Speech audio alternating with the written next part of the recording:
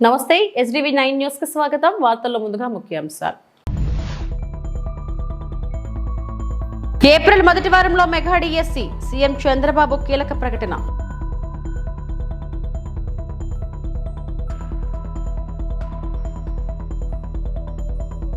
మంత్రి నారా లోకేష్ సమక్షంలో Georgia national యూనివర్సిటీతో అవగాహన ఒప్పందం.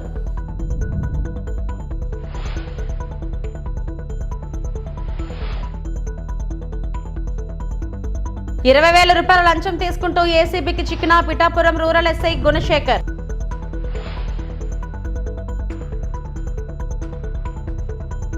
ఏపీలోని నిరుద్యోగులకు శుభవార్త. ఏప్రిల్ మొదటి వారంలో మెగా డిఎస్సి నోటిఫికేషన్ ఇవ్వనున్నట్లు సీఎం చంద్రబాబు ప్రకటించారు. పాఠశాలల ప్రారంభం నాటికి పోస్టింగ్లు ఇవ్వాలని ఆదేశించారు. జిల్లా కలెక్టర్లతో నిర్వహించిన సమావేశంలో చంద్రబాబు మాట్లాడారు. వచ్చిన మొదటి సంతకం 16,347 ఉద్యోగాలు డిఎస్సి ద్వారా ఇస్తా ఉన్నాం. మెగా డిఎస్సి పెడతా ఉన్నాం. ఈ ఫస్ట్ వీక్ లో మెగా డిఎస్సి నోటిఫికేషన్ ఇష్యూ చేస్తారు. ఏబిసిడి కేటగరైజేషన్ కూడా హామీ ఇచ్చాం, ఎన్నికల్లో చెప్పాం. అది కూడా రిపోర్ట్ వచ్చింది, కేంద్రానికి పంపించాం, ఎస్సీ ఫైనాన్స్ కమిషన్ పంపించాం. ఆ రిపోర్ట్ వస్తానే అది కూడా యాక్ట్ చేసి ముందుకెళ్తాం. ఇక్కడ మీరు చేయాల్సిన పని ఈ ఉద్యోగాలన్నీ కూడా ఇచ్చిన తర్వాత డిఎస్సి మెగా డిఎస్సి పర్ఫెక్ట్ గా కండక్ట్ చేయాలి.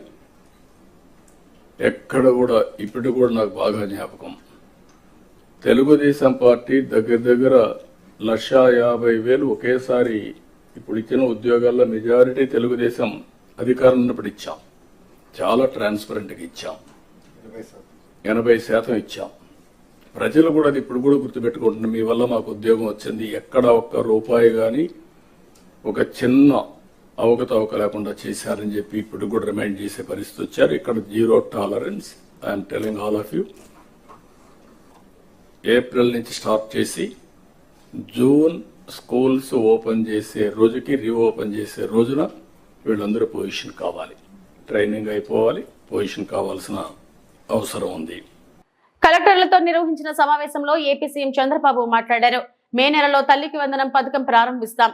స్కూలు ప్రారంభానికి ముందే ఇంట్లో ఎంతమంది పిల్లలు చదువుకుంటే అందరికీ ఒక్కొక్కరికి ₹15,000 చొప్పున తల్లికి వందనం పథకం కింద అందించాలి ముఖ్యమంత్రి నారా చంద్రబాబు నాయుడు అన్నారు. వచ్చే నెల మే నెలలో తల్లికి వందనం ₹15,000 ఇస్తాను. ఎంతమంది పిల్లలు ఉంటే ఎంతమంది అని వర్కౌట్ చేస్తున్నాం. తొందరలో మీకు గైడ్ లైన్స్ ఇస్తాం.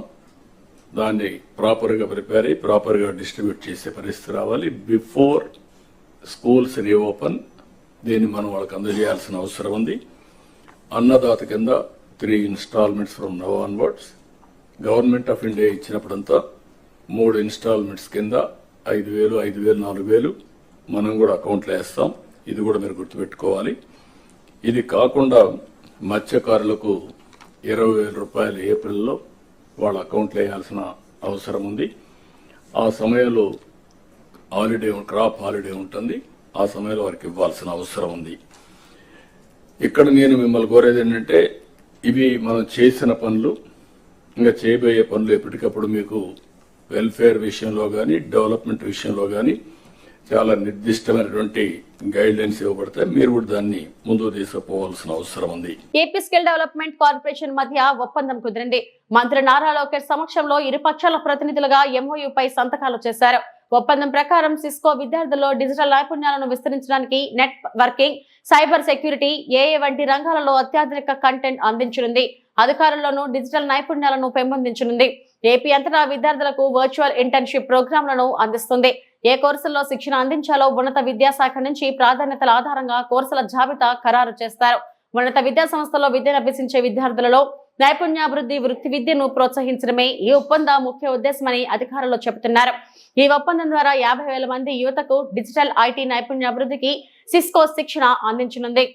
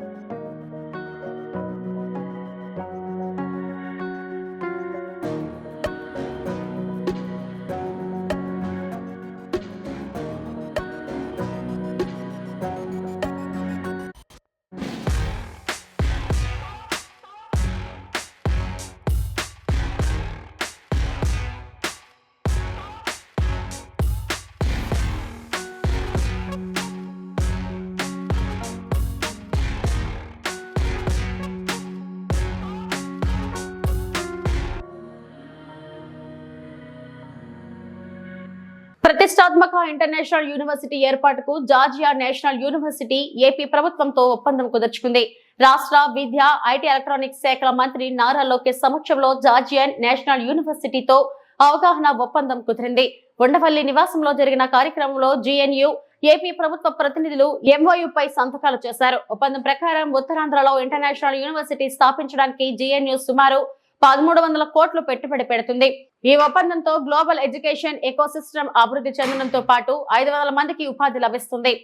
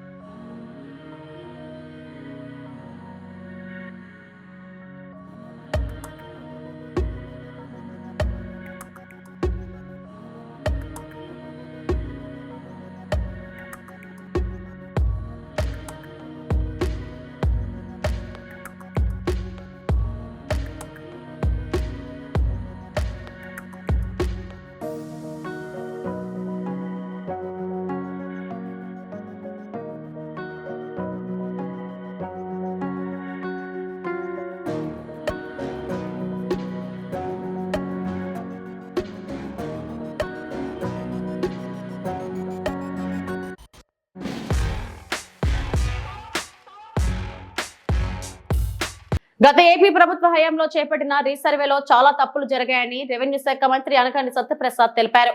సచివాలయంలో జరుగుతున్న కలెక్టర్ సమావేశంలో ఆయన కీలక సూచనలు చేశారు.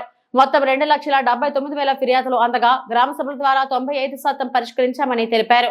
గ్రీవెన్స్ లో వచ్చిన ఫిర్యాదులను కూడా 80% పూర్తి చేశామన్న అనగాని క్షేత్రస్థాయిలో ఇవన్నీ సమగ్రంగా అమలయ్యేలా చూడాల్సిన బాధ్యత కలెక్టర్లపై ఉందన్నారు. ఎన్నో సంస్కరణలు తీసుకొస్తా ఉన్నాం, చట్టాలను తీసుకురావడం జరిగింది, ఉన్న చట్టాలను పదును పెడతా ఉన్నాం, అనేక విధానపరమైన నిర్ణయాలు తీసుకుంటూ ముందుకెళ్తా ఉన్నాం. అలాగే మనం ROR పెండింగ్ అన్ని కేసులు కూడా రాబోయే రోజుల్లో ఆన్లైన్ ద్వారా చేసుకుంటూ కొత్త రెవెన్యూ డిపార్ట్మెంట్ రాబోయే రోజులు చూడాలనే విధంగా ముందుకు వెళ్తా ఉన్నాం.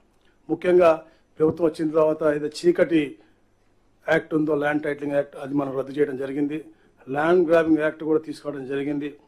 ROR చట్ట సవరణ కూడా చేశాం. ఎందుకంటే డిఆర్ఓ పరిధిలో ఉంటే అది చాలా లేట్ అవుతుంది. 6 నెలల టైం లైన్ ఉంటుంది కాబట్టి దాన్ని తక్కువ సమయం పెట్టి ఆర్డీఓ లెవెల్లో ఉంచితే తప్పకుండా మీ యొక్క పర్యవేక్షణలో త్వరగా పూర్తిగా అవుతుందని చెప్పేసి పేదలకు మంచి పరిపాలన ఇవ్వగలని చెప్పే లక్ష్యంతో అది కూడా మొన్న అసెంబ్లీలో కూడా మనం చేయడం జరిగింది. మరి ముఖ్యంగా గౌరవ ముఖ్యమంత్రి గారు ఏ ప్రైవేట్ భూమి కూడా 22A ఉండకూడదు, ఉంటే ప్రాపర్ రీజన్ ఉండాలి, దానికి ఉండాలని చెప్పేసి చెప్పడంతో మనం మొన్న 17/2 మెమో కూడా ఇవ్వడం జరిగింది. అన్నిటిపైన అధ్యయనం చేసి ఎందుకు చెప్తా ఉన్నామంటే కలెక్టర్లకు ఎంత బిజీ ఉన్నా కూడా భూ వివాదం అనేది ప్రత్యేకంగా శ్రద్ధ పెట్టి వాటి పరిష్కరించాల్సిన అవసరం ఉంది నేను చెప్పాను. ఎందుకంటే గతి పాలికలు వాళ్ళ పాపాలు ఎక్కడ బయటపడతాయని చెప్పేసి ఆఫీసులు కూడా తగలపెట్టిన పరిస్థితి మనం చూసాం.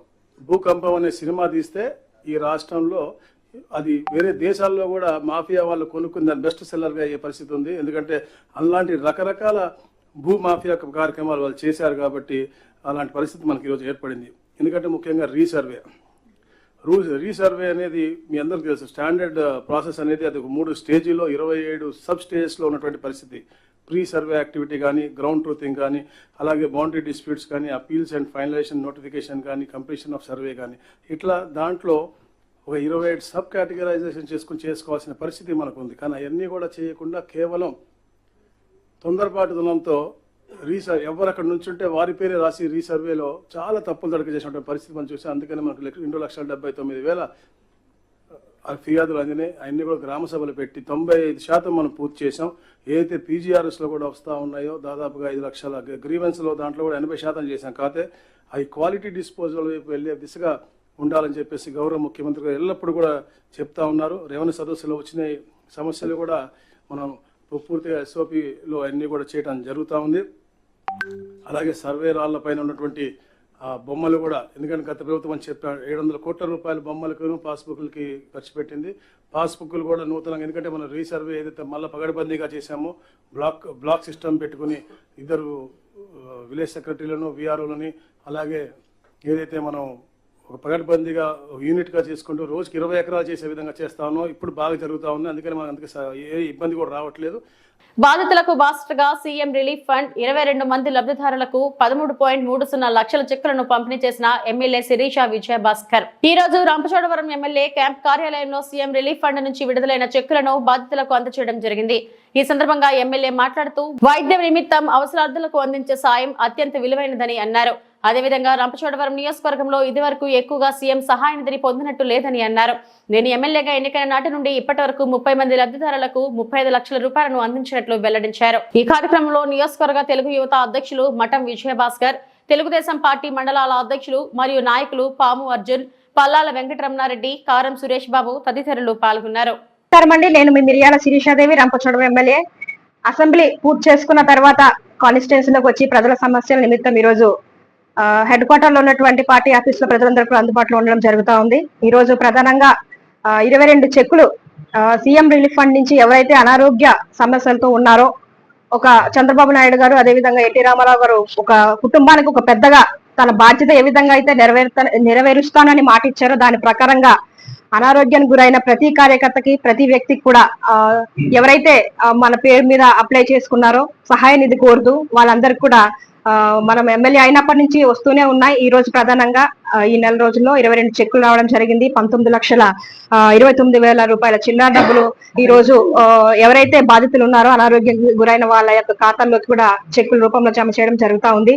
నిజంగా ఈ రోజు చూస్తే ప్రజలందరూ కూడా చాలా ఆనందంగా ఉన్నారు. ఎందుకంటే గతంలో చెప్తా ఉన్నారు, ఇప్పుడే గత 5 సంవత్సరాల నుంచి ఈ సీఎం రిలీఫ్ ఫండ్ అనేదే మాకు తెలియదు, ఒక బాగోలేని వ్యక్తికి సీఎం నుంచి సహాయ నిధి వస్తుంది అన్న సంగతి కూడా మాకు తెలియదు. అలాంటి కష్టకాలంలో మేము బ్రతికాము. కానీ ఈ రోజు మీ దయ వల్ల, మన చంద్రబాబు నాయుడు యొక్క దయ వల్ల మాకి హాస్పిటల్ ఖర్చులకి ఎంతో కొంత అమౌంట్ మాకి జమ చేయడం జరుగుతూ ఉందని ప్రజలందరూ కూడా చాలా హర్షం వ్యక్తం చేస్తా ఉన్నారు. ఇది చాలా ఆనందదాయకమని మరొకసారి ముఖ్యమంత్రి గారికి, డిప్యూటీ సీఎం గారికి, మోడీ గారికి ప్రత్యేకమైన ధన్యవాదాలు తెలియజేస్తా ఉన్నాను.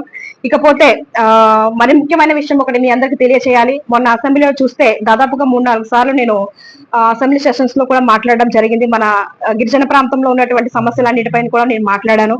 దానిలో కొందరు వ్యక్తులు గిరిజనులకు తప్పుద్రోవ పట్టిస్తా ఉన్నారు. నేను క్లియర్ గా చెప్తా ఉన్నాను, 1952కు పూర్వం ఎవరైతే నిరుపేద తిరుమలలో శ్రీవారి ఆలయంలో శాస్త్రోక్తంగా కోయిలవారి తిరుమంజనం జరిగింది.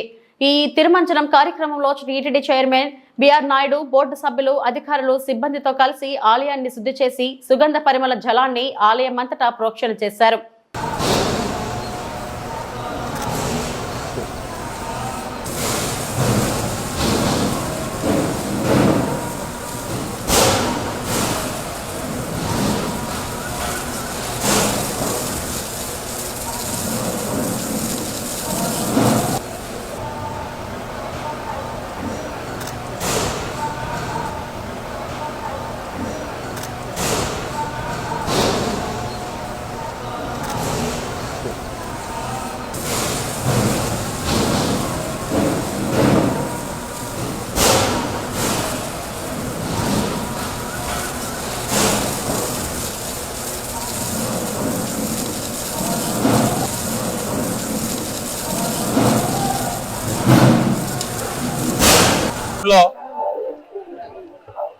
కోయిలవారి తిరుమంజనం నిర్వహించడం జరిగింది.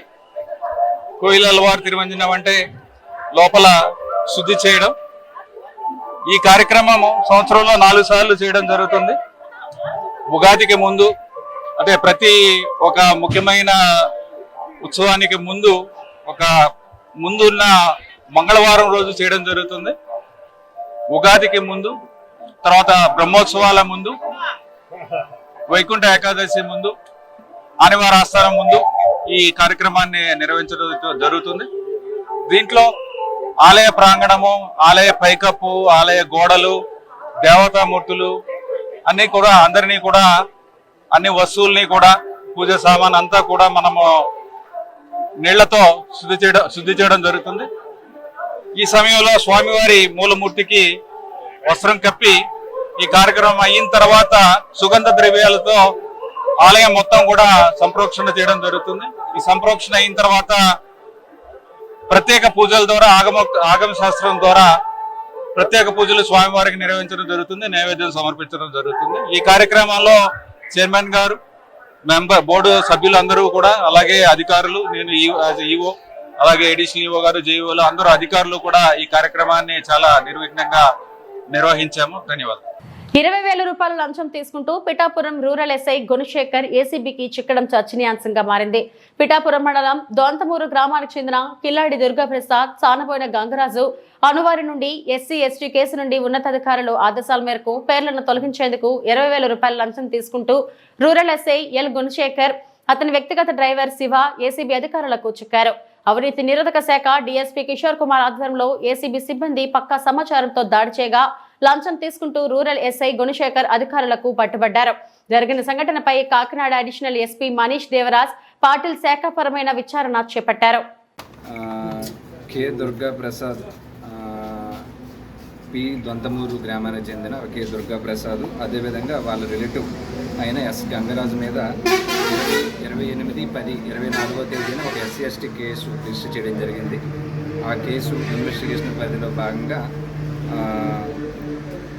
Lanka Gunasekhar SI Pithapuram rural police station అతను ఆ కేసును మేము హైయర్ ఆఫీసర్ చెప్పి దాన్ని ఫాల్స్ కేసుగా రిఫర్ చేస్తాము అనే దీంతో ఈ కంప్లైనెంట్ అదేవిధంగా వాళ్ళ బ్రదర్ దగ్గర నుంచి, ఇద్దరి దగ్గర నుంచి ఒక్కొక్కరి దగ్గర 10,000 టోటల్ 20,000 డిమాండ్ చేయడం జరిగింది.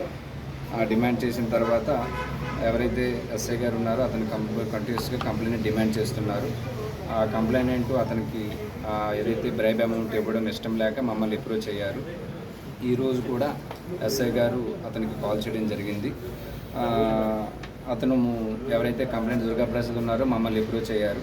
మేము ప్లాన్ చేసి అరౌండ్ 9:30 ఆ టైం అప్పుడు కంప్లైనెంట్ ఎస్ఐ గారి యొక్క ఇన్స్ట్రక్షన్స్ మీద అతని ప్రైవేట్ డ్రైవర్ అయిన నల్లా శివ గారికి ఆ అమౌంట్ ఇవ్వండి అని చెప్పారు కంప్లైనెంట్కి.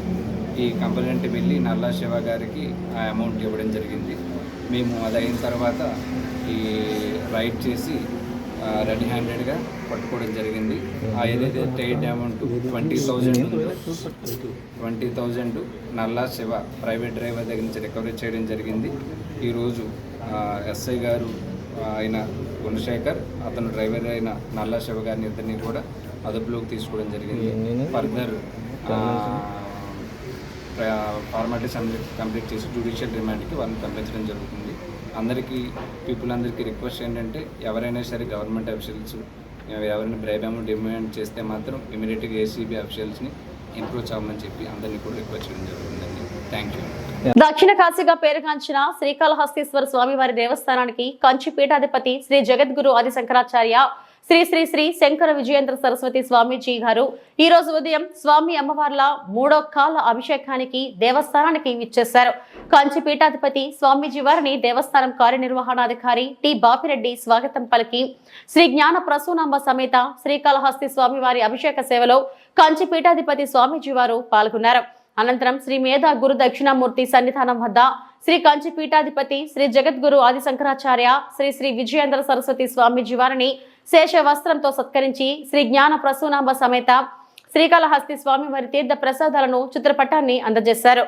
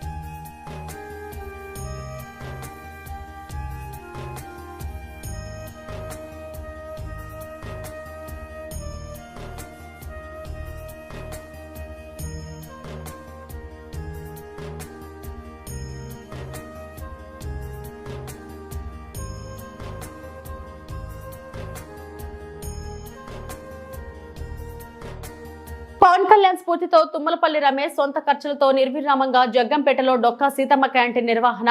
ప్రతి మంగళవారం కాకినాడ జిల్లా జగ్గంపేట నియోజకవర్గ కేంద్రమైన జగ్గంపేటలో జనసేన పార్టీ ఇన్ఛార్జ్ మరి Satyanarayana Bhupathi charitable trust chairman Tummalapalli Ramesh ఆధ్వర్యంలో పాత పోలీస్ స్టేషన్ వద్ద డొక్కా సీతమ్మ ఉచిత క్యాంటీన్ ను నిర్వహిస్తున్నారు. ఈ డొక్కా సీతమ్మ క్యాంటీన్ ప్రతి మంగళవారం ఉదయం 11 గంటల నుంచి మధ్యాహ్నం వరకు అన్నదానం జరుగుతుంది. పేదలు ఇతర ప్రాంతాల నుంచి జగ్గంపేట పని మీద వచ్చేవారు, చిన్న వ్యాపారులు భోజనం స్వీకరించడం జరుగుతుంది. డొక్కా సీతమ్మ క్యాంటీన్ కు జగ్గంపేట జనసేన ఇన్ఛార్జ్ తుమ్మలపల్లి రమేష్ హాజరై స్వయంగా పేదలకు భోజనం వడ్డించారు. ఈ సందర్భంగా రమేష్ మాట్లాడుతూ ఆంధ్రప్రదేశ్ రాష్ట్ర ఉప ముఖ్యమంత్రి కొణిదెల పవన్ కళ్యాణ్ స్ఫూర్తితో గత ఎన్నికల అనంతరం నుండి జగ్గంపేట టౌన్ లో సొంత ఖర్చులతో శ్రీ డొక్కా సీతమ్మ అన్నదానం కార్యక్రమం నిర్వహిస్తున్నామని అన్నారు. కార్యక్రమంలో సూరంపాలెం బాలు, రజనాల శ్రీను, ఉలిసి ఐరాజు, మాధారపు వీరబాబు తదితరులు పాల్గొన్నారు.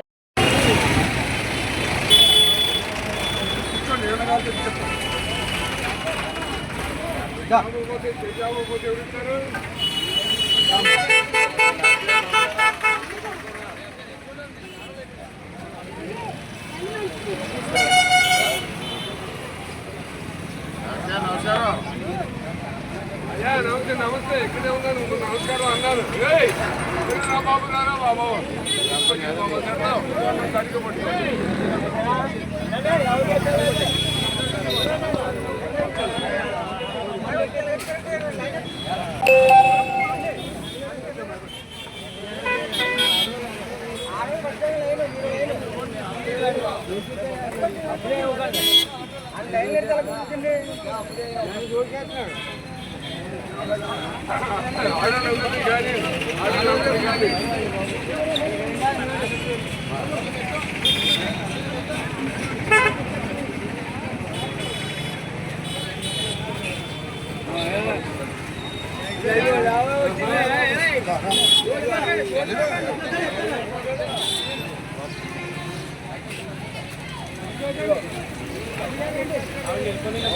ఇవి ఇప్పటివరకు నా బులెటిన్ అప్డేట్స్. నమస్తే.